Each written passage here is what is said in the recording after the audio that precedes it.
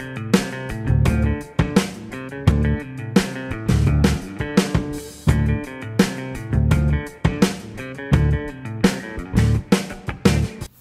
what's up everybody? I'm gonna do a classic rock reaction. This is Led Zeppelin, man. Led Zeppelin, this reaction is off of their Physical Graffiti album, Side 3. And what I'm doing here today, man, is kind of like a double shot of sorts. You could say 2 songs or 1.5 songs. There's an instrumental that I'm going to be reacting to first called Bron, and then after I'm going to do a reaction to quite a lengthy song, Down by the Seaside. And I was told by a lot of you after my In the Light reaction to make sure that I include the 2 together, because just to react to Bron, it's only like maybe a 2-minute track, you know, so it would just be like a half reaction, probably only a few minutes. But once I include it with the longer track, Down by the Seaside, then that's definitely a worthy reaction. So your wish is my command. Thank you very much for the advice. Yo, man, this is the great thing about community, you know. Things that you don't know or that might not come to you naturally or even by a sense of common sense. Some people will come along and kind of help you along and fill in the blanks. So it's really great, you know. This is a good example of teaching me how to listen, instructions on how to navigate. You know, it's a really, really important thing. Anyway, so let's kick this off, man, with Bron.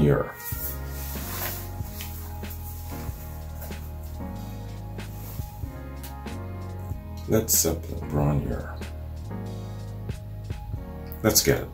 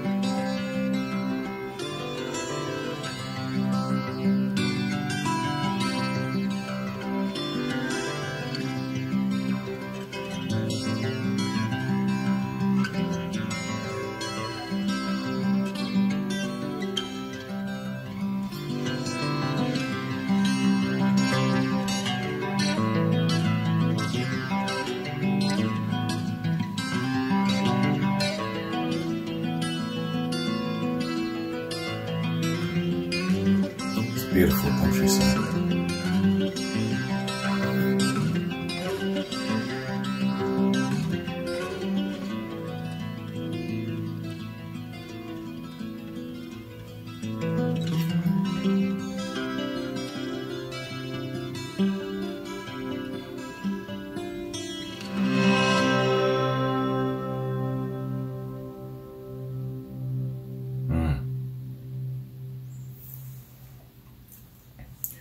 Damn, it is short. Short but good. Short and sweet. Okay, so that's Bron. Very, very nice, man. I'll admit to you, I was expecting something with a little bit of bounce, only because I was thinking somehow that maybe this might be like a follow-up to Bron Stomp. And yo, man, Bron Stomp, does that ever get the ass moving, right? And that's what I had in my mind. But then it started off so nice and peaceful, and I thought it might have accelerated, but no, it just kept a really nice tranquil tone. Very, very nice though, all the same. I'm not disappointed, that's for sure. Beautiful, very, very nice, man. It definitely conveys a sense of tranquility. And oh, by the way, Sherry Cisco, thank you very much for sending me this link of these images of the Bron cottage. Sorry I didn't give you a shout out at the top of the intro there, but thank you, Sherry, I appreciate it, man. So yeah, these images of the countryside of Bron is just beautiful. The cottage is a cute looking little place as well, and it's just great to connect to the artists and their mindset perhaps when they were there, and being there, being close to nature, being inspired to write, that sort of thing. I think that's why they went out there. I've read previously that this place, it's not really connected to running water or electricity. It's just nature, and you're just connected to it, and that will inspire you to write, it seems. So that's their motivation. I knew that about this, and but the tune is really, really nice, man. Tranquil is the word to describe it. So let us just do a quick read, man. I'm sure that this has a tremendous amount of history, and then we'll bounce to our next track. Yeah, there's a decent amount here. Let's bounce around a bit. Bron, Welsh for breast of the gold, or by extension, hill of the gold, or golden hill, is a privately owned 18th century cottage on the outskirts of Machynlleth, Wales, best known for its association with the English rock band Led Zeppelin. In 1970, both Jimmy Page and Robert Plant went there and wrote many of the tracks that appeared on the band's third and fourth studio albums, including Immigrant Song and Stairway to Heaven. Overview. The cottage was used as a holiday home during the 1950s by the family of future Led Zeppelin vocalist Robert Plant. In 1970, Plant and guitarist Jimmy Page spent time there after a long and grueling concert tour of North America. Though the cottage had no running water or electricity, they used it as a retreat to write and record some of their third album, Led Zeppelin III. People at the cottage during this time were Plant's wife Maureen and 18-month-old daughter Carmen, Page's girlfriend Charlotte Martin, and Led Zeppelin roadies Clive Colson and Sandy McGregor. Jimmy Page has explained that, quote, Robert and I went to Bron in 1970. We'd been working solidly right up to that point. Even recordings were done on the road. We had this time off, and Robert suggested the cottage.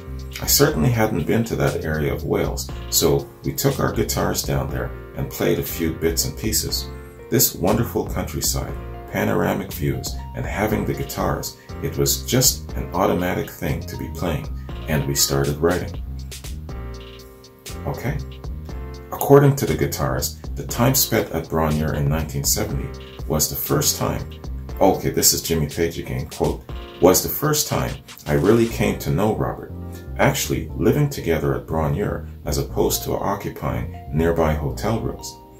The songs took us into areas that changed the band, and it established a standard of traveling for inspiration, which is the best thing a musician can do. Unquote. Hey, let me ask you a question, man. It seems that timing is really, really relevant here.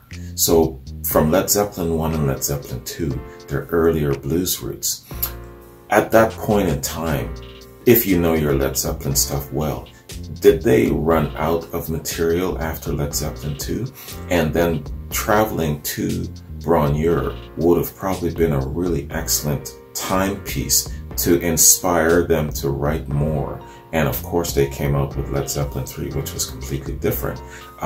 Had they not made that trek to Bron Cottage, would they have still had material following Led Zeppelin 1 and 2? Or do you think that going to Bron was that inspiration that sparked the creativity for more? But I'm just saying that if they had not made that trek, would they have still come out with all of these follow-up albums, or would they have probably maybe fizzled out? Let me know what you think about that. It just came to my mind. Okay, where was I, man? Yo, where the hell was I, man? Okay, there we go. Led Zeppelin songs that can be traced to Plant and Page's time at Bron in 1970 includes Over the Hills and Far Away, The Crunch, The Rover, Bron and Down by the Seaside. Poor Tom as well from Coda, and 3 they actually used on Led Zeppelin 3, Friends, Bron Stomp, and That's the Way. There were also 2 songs recorded called Another Way to Wales and I Want to Be Her Man, which never found their way onto an official Led Zeppelin album. A primitive recording of the latter of these can, however, be heard on bootleg label Antrabata's Studio Outtakes sessions. Let me pause there again, asking you another question.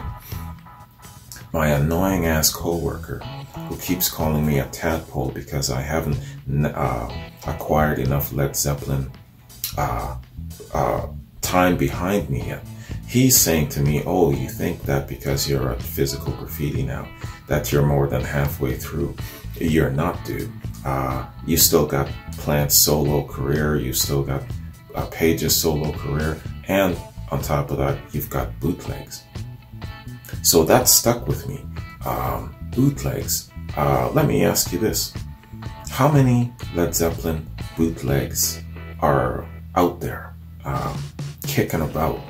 And if he is right, am I actually not even halfway through their catalog? If you include bootlegs, the solo stuff, and as well the live stuff, and I still haven't finished The Song Remains the Same. I still haven't gotten to their O2 Arena. So let me know, based on all of this, where I'm at. I'm thinking in my mind that I'm halfway through. But if it's true what he's saying about all of this, then I'm only like a third of the way through. So we're looking at 3 to 4 years before I complete Led Zeppelin's entire catalog, their entire library. So give me some feedback about that. I didn't want to give him all of this accolade and credit that he might be right, so I'm actually going to count on you to actually give me instruction. I'm not going to feed him. His ego is just too damn big anyway. Damn it, man, I lost my way again. Okay, studio outtake session. When on stage for Page and Plant's Unleaded reunion in '94, Plant announced to the audience that Page's daughter, Scarlett Page, was conceived about half an hour after That's the Way was written at Bron. Led Zeppelin used the name of the house in the title of their songs Bron Stomp, the name of the house being accidentally misspelled on the album cover, and Bron. Bron Stomp is a country music inflected hoedown on Led Zeppelin 3, in which Robert Plant sings about walking in the woods with Strider, his blue-eyed Merle dog. Okay, so yeah, man, going back to that reaction, oh man, I felt stupid. It took me like the entire length of the song to figure out that he was singing about his damn dog. I was visualizing this hot, beautiful looking woman, kind of looking like I don't know, Kim Basinger,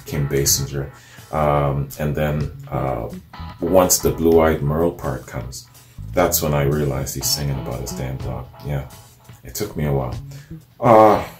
So okay, so here we are. Excuse me. we're at the end of the notes here for Bron here. So let's get to their second track, Down by the Seaside. Okay. Sorry, I'm just, there we go. Down by the Seaside. Off of Physical Graffiti. Let's get it.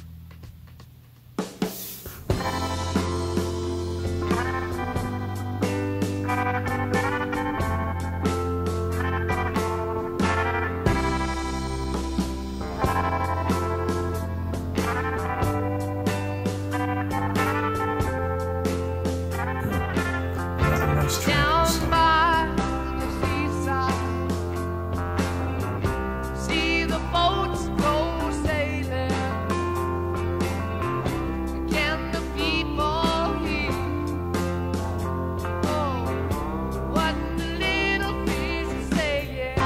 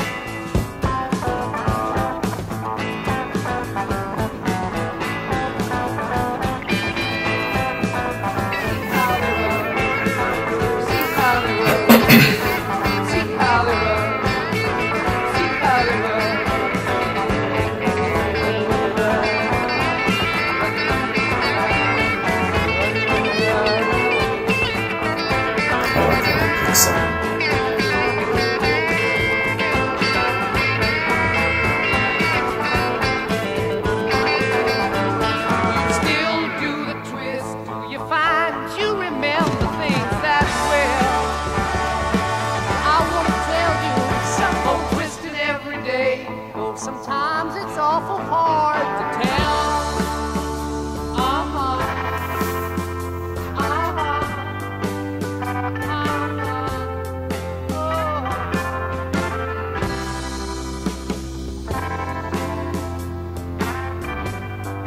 Yo, man. I really dig how it just goes back to that nice tranquil pace.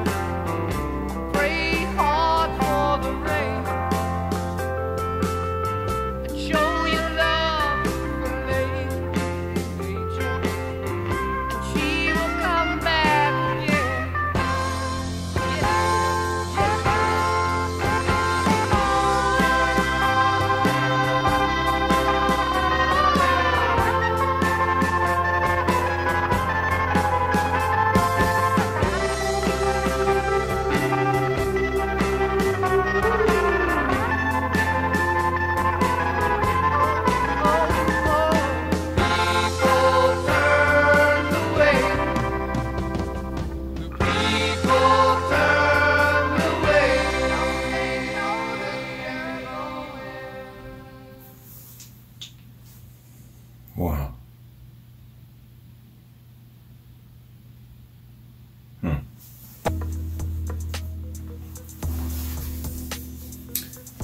It's amazing how words can just get you. This song, man. Sing loud for your sunshine. Pray hard for the rain. I love that. That just, I don't know, just arrested my attention and just made me go off for a minute there. Damn, what a good song. You know what? I remember this song, man. I remember this damn song. God, I was young. I remember where I was, who I was with, what I was doing.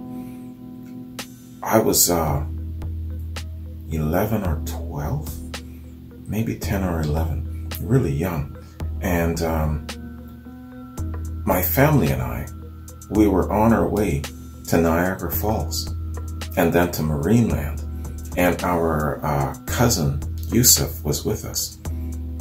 So it was my sister Pat, me, and our cousin Yusuf in the back seat. My mom and dad were in the front, and we were driving to Niagara Falls.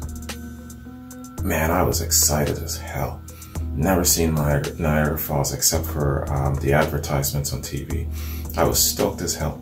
So, long drive, man. So we're driving to Niagara Falls. And then we're going to go to Marineland right after. And this song is playing. Now, I can't tell you if it was the radio or if it might have been a cassette or whatever it was. But this song was playing. And I remember this part, the la, la, la, la, la, that part. And then the people turned away part, the people turned away. And I was thinking to myself, why did they turn away? You know, I mean, throughout the body of the song, it was cool, but me and my sister, my cousin, we were just waiting for the la, la, la, la, la part to just sing along with that part. We thought it was really cool. We got a kick out of the song. That is the memory of this damn song, man. Just came back to me. I forgot all about that. It's amazing what music will do. Are you like me, where you get triggered, your memories get triggered by music, and stuff that you just forgot all about comes back to you? This happens to me quite often. And I gotta tell you, Led Zeppelin has been responsible for probably the most triggering memories, childhood memories, that I've had. There's been some with Jeff Beck, and I remember as a kid being taken back by Jethro Tull when I did the reaction to Living in the Past. So a lot of these songs takes me back to childhood memories. Do you get those triggers as well? And sometimes, depending, I don't know, it can be really vivid. Like this is a very specific memory that just came racing back to me. You probably saw a few smirks along the way. It's because of the sing-along thing. And I'm visualizing myself and my sister and my cousin in the back seat of our car going by. I even remember the car that we had back then. We had a 1985 Chevy Monte Carlo.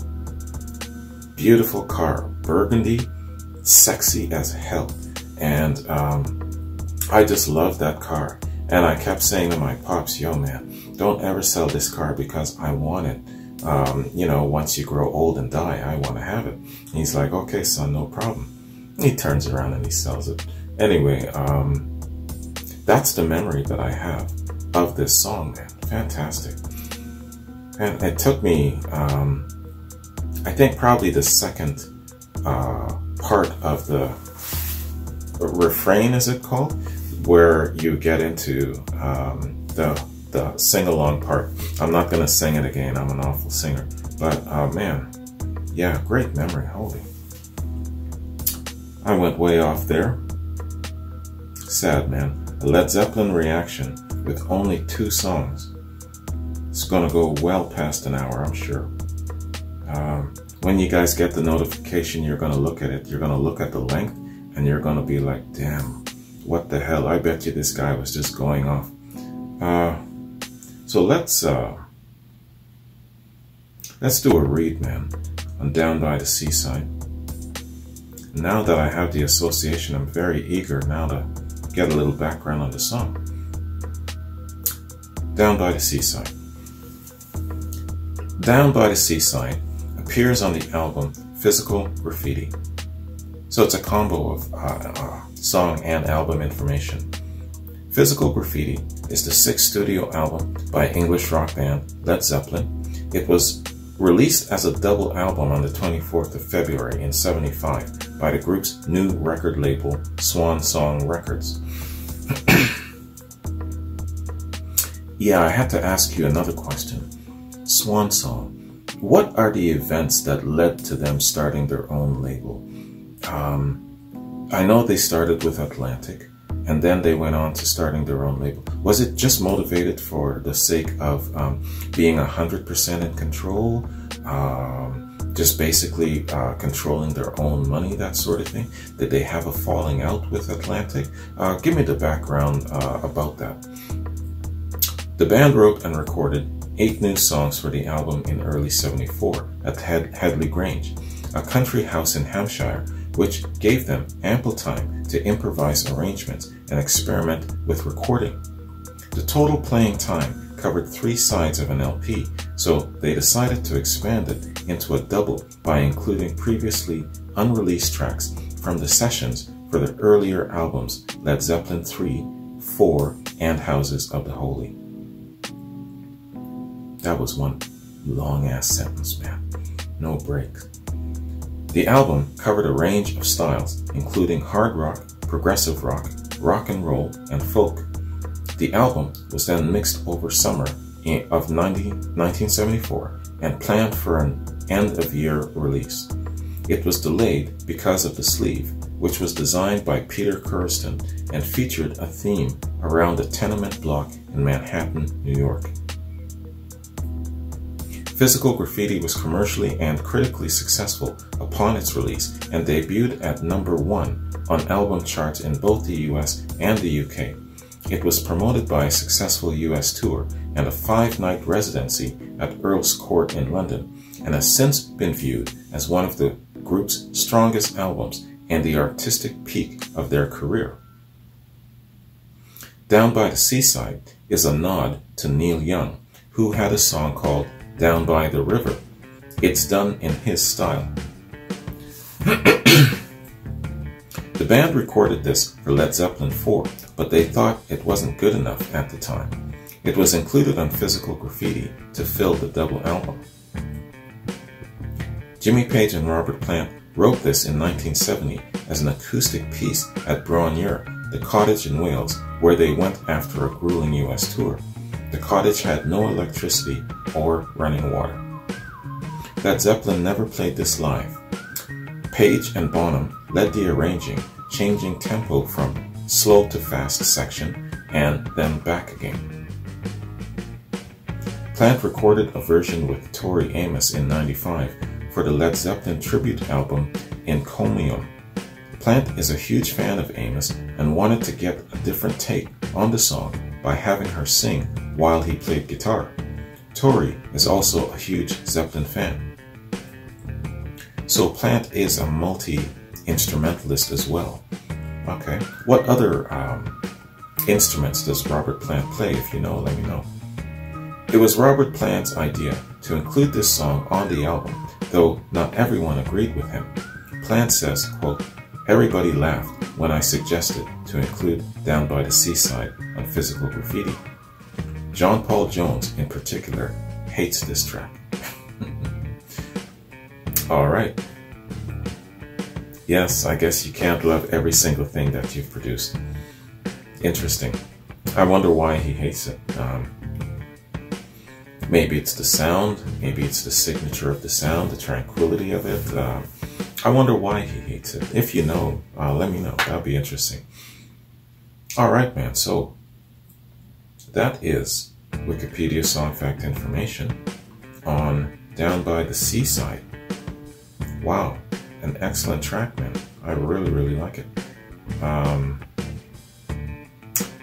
What was I going to say?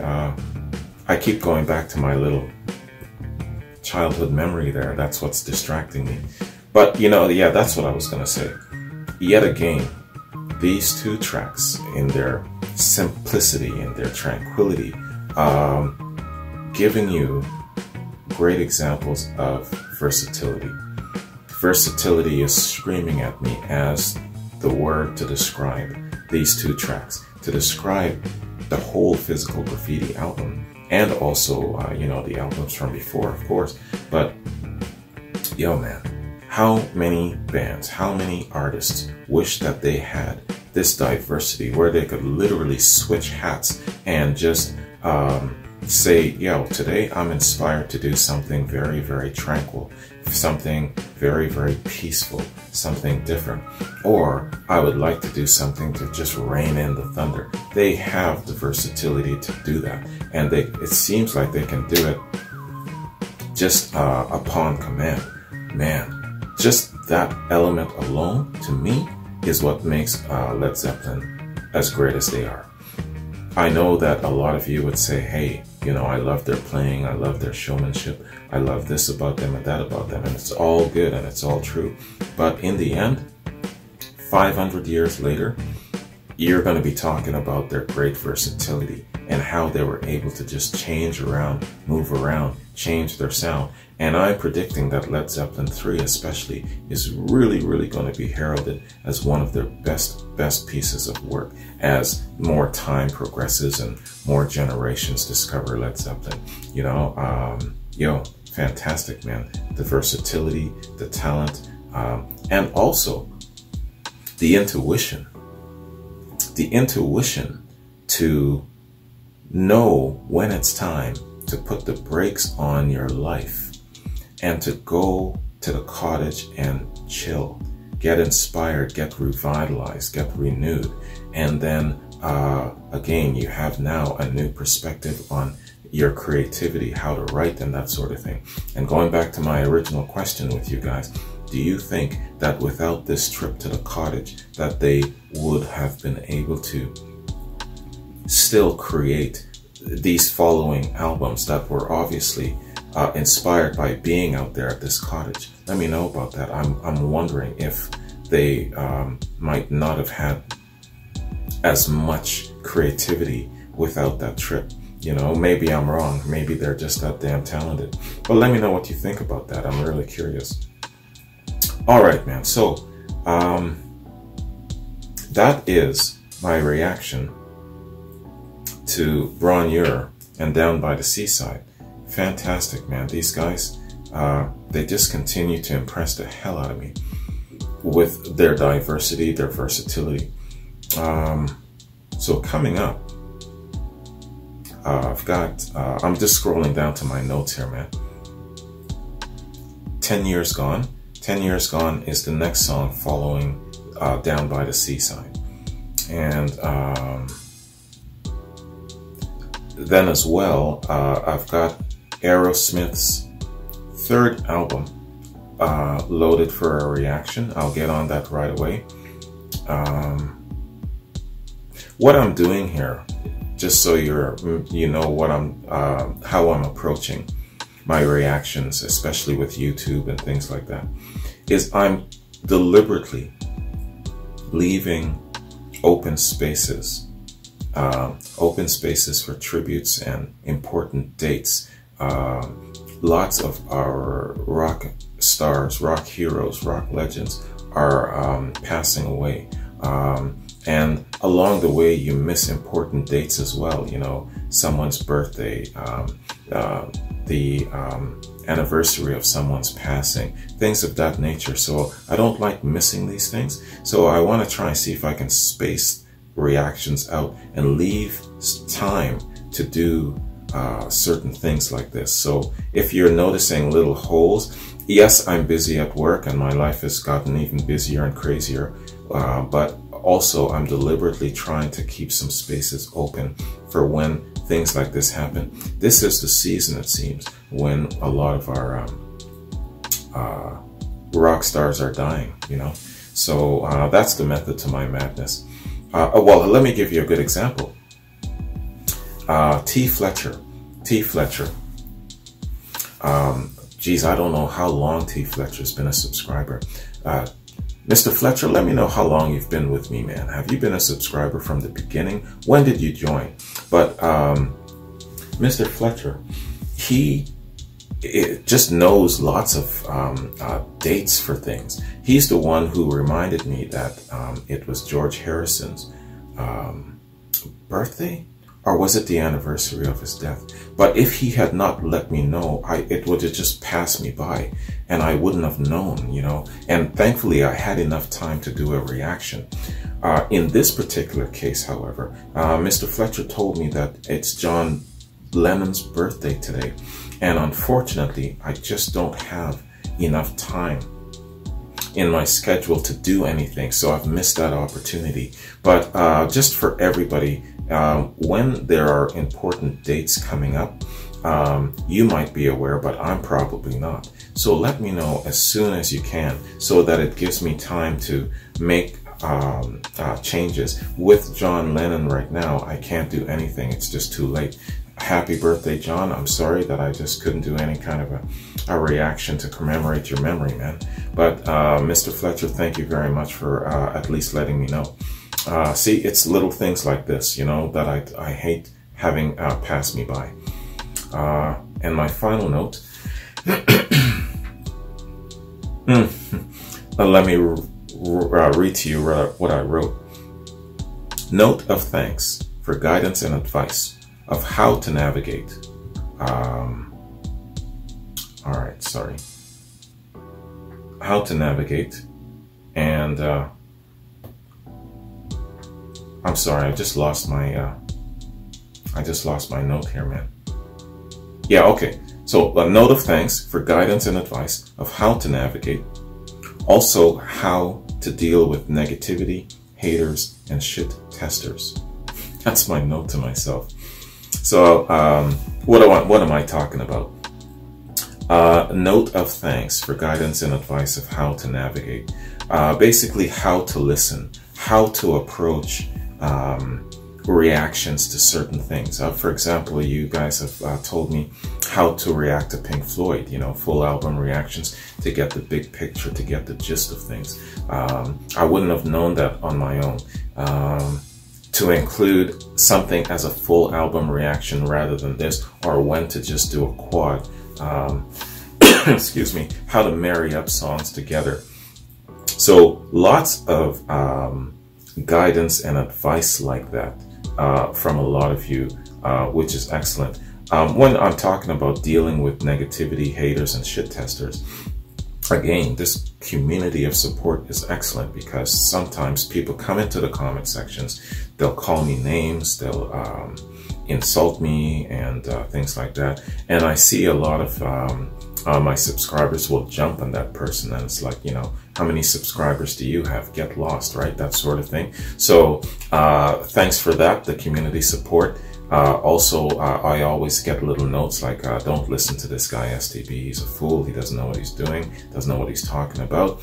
And don't even suffer the fools for too long. Just block him and move on. So I get a lot of community support for stuff like that. As well, too, here's a really, really good example of community support, man. A couple of months ago, hooked up with an old Navy buddy, went to his parents' place. His mom is an old Orthodox Christian woman who is just a very, very strong Orthodox Christian woman, very matriarchal. And she, how do I describe this lady to you, man? She is like, she has a superpower. And that superpower is to manipulate, shame. And she uses the veil of Christianity the platform of Christianity to do that, to overwhelm, overpower, and shame. And that's her superpower. She can make grown men cry. She can, How to Win Friends and Influence People is not the book she read.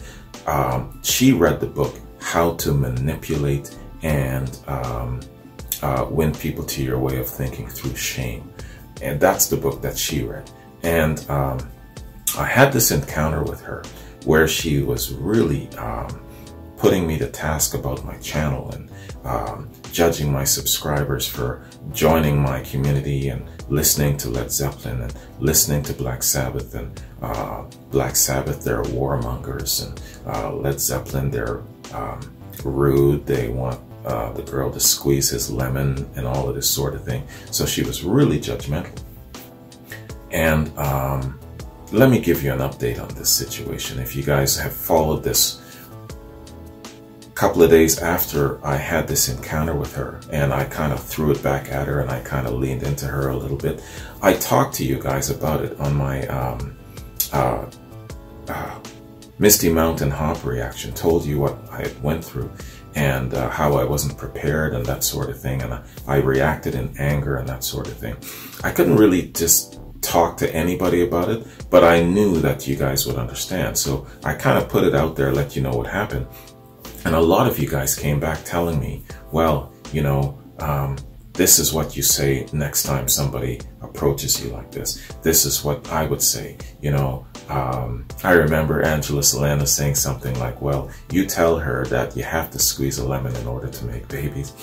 So I had a lot of community support, and thank you very much for that. I just wanted to say thanks for the guidance and the support. And it was just an example.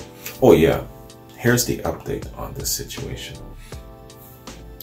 So I go and I pick up Daryl, and we were going to go down, pick up a few more military buddies, go down to the mess hall, and just hang out with the guys at the helicopter squadron for a few hours. His mom is there. I knock on the door, she opens the door. Daryl's like, Wayne, I'll be down in a minute. And so she's looking at me and she's like, hey, so I didn't expect that response from you the other day at the picnic, you know. And I said, I'm sorry if I embarrassed you in front of your family. She goes, oh, not at all. I wasn't embarrassed at all.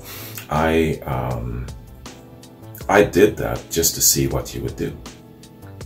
I said, excuse me? She goes, yeah, I wanted to see what you were made of. I said, so you were shit testing me? She's like, yeah, sure. I said, okay, so let me get this straight, Maggie.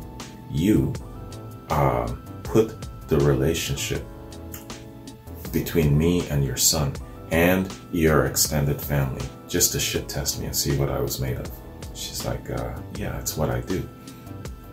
I said, you know that you are a missionary in your church, and this is the way you act and the way you behave. Shame on you. So she's like, you're made of some good stuff. I'm like, thank you, thanks. And that was it, right? It was just a shit test in the end. So some people have a superpower. Donald Trump is able to manipulate the media and get under their skin. That's his superpower. And he can get millions of dollars of free press just by pushing their buttons. Maggie has a superpower 10 times that. And she can not only manipulate people, mess with their emotions, and do all of these, she has become a very, very wealthy woman. As a result, in her church congregation, she is a multi-millionaire. And she has done this over a period of I don't know how many years by just messing with people. And that is her superpower. So anyway, hey, I just went off a little bit with this. You don't have to know all the details about my life, but I just wanted to say thanks for the community support. That's basically all this is about. I wanted to say thank you for the guidance, how to listen, how to navigate, how to approach certain things. Now, I will say this, and I want to squelch any kind of potential skirmishes in the comment sections, because I noticed that a lot of the time, sometimes you guys are arguing between yourselves about why are you recommending this to STB? You are taking him into remote areas. He's still got to be educated in more of the common rock and roll elements. Don't take him into remote places, and then it becomes a back and forth type of thing. So I'm going to say this, please don't argue first off, but as well, there is a good point. Please be considerate of my journey and my walk. Don't take me into very remote areas of rock and roll. I'm not ready yet. Some people were recommending a whole bunch of really intense tracks from Yes. And Yes left me just completely like lost in a way. And one of the subscribers were saying, if you take him into these remote areas, he's just going to be completely lost. So thank you. That's an example of community support. Thanks for all of the support, man. I appreciate it. I never expected to actually be just shy of 20,000 subscribers. So that's a huge thing. So I just want to say thank you for the community support, especially to a lot of you who have been with me for a while, from pretty much the beginning. If you have been with me for more than a couple of weeks, said hi to me more than once or twice, you're the person I'm talking to, right? Not just the person who's just kind of like taking a look and then kind of leaving, but the person who's been around with me for a while. You know who I'm talking to. That's you, so thank you. Anyway, man, I'm gonna bounce. I talked way too long, and I just wanted to say thanks again to everyone for all of your guidance and your support, and giving me insights on songs and the history, explaining things to me. I could go on with more and more examples, but you get the gist of what I'm saying. So I'm really grateful for the community of support. And you know, I still have some very ignorant friends who just can't understand what I'm doing and why I'm doing it. And they're like, wow, you're just obsessed with this stuff. I'm like, I'm not obsessed with anything, but it's kind of like when you give somebody a cell phone and you come back a year later and try to take it away, right? It's now a part of that person's life, and that person isn't going to give up that cell phone without a little bit of a struggle, right? So it's the same with me and the reaction channel and the community and learning things. It's great. It's great. I really enjoy it, you know. So if you are a friend of mine and you don't like what I'm doing and you don't approve and you want to be judgmental, hit the bricks. That's all I'm going to say. There's specific people that I'm addressing this to, not all of my friends. So anyway, I'm out of here, man. Thanks very much. Look for my next Led Zeppelin reaction in about a week's time. That will be 10 years gone. And definitely I'll be right on to Aerosmith. Probably, if not later today, then first thing tomorrow. So thanks for joining me, man. Hope you enjoyed my reaction. Apologies for being so damn long-winded. I know this reaction is definitely over an hour, but hey, it's Led Zeppelin. No apologies, not really. Take care. Have a good one. Peace.